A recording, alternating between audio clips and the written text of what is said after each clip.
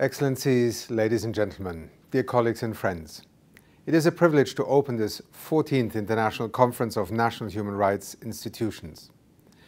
It takes place as we mark the 75th anniversary of the Universal Declaration of Human Rights this year.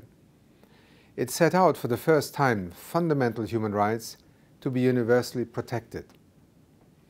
Article 5 includes the unambiguous statement that no one shall be subjected to torture, to cruel, inhuman, or degrading treatment or punishment. Yet in the year 2023, grave human rights violations, including torture, continue to take place, particularly in conflict contexts where it has been widely reported in recent times.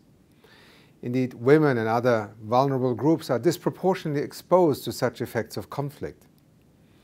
Emerging technologies are also posing a range of additional challenges as they can be used as a means of enabling physical and psychological torture.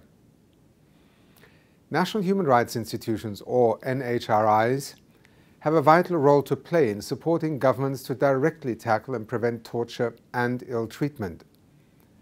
That includes monitoring trends, receiving complaints, and providing rights-based recommendations to governments. This work is vital to prevent such crimes and impunity for them.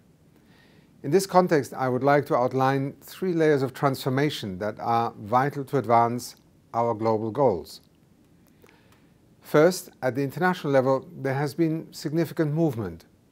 173 UN member states are state parties to the Torture Convention, and 91 are party to its optional protocol.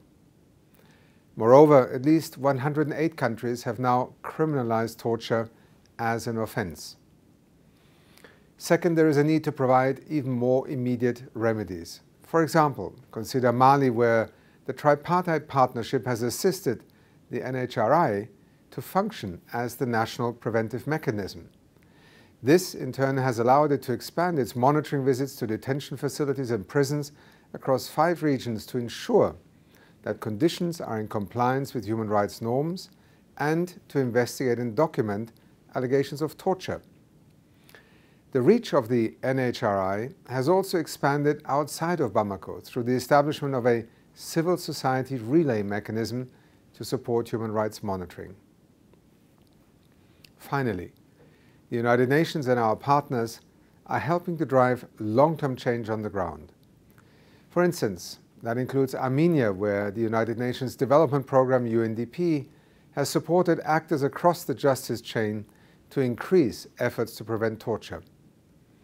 This involves leveraging the Universal Periodic Review, or the UPR as it's known, to advance legislative change and improve investigation techniques.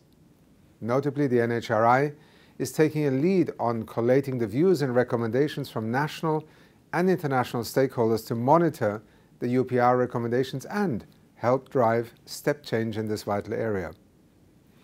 Such support is just one facet of UNDP's worldwide support and engagement with NHRIs, with key partners such as the UN Human Rights Office and the Global Alliance of National Human Rights Institutions. That includes everything from protecting human rights defenders to ensuring freedom of expression. Excellencies, ladies and gentlemen, the United Nations family, including UNDP, is committed to continue working closely with national human rights institutions across the world to ensure the fundamental human right to be free from torture or cruel, inhuman, or degrading treatment or punishment. That means not merely speaking out against such violations, but helping to weave the powerful promise of the Universal Declaration of Human Rights into the very fabric of every society. Thank you.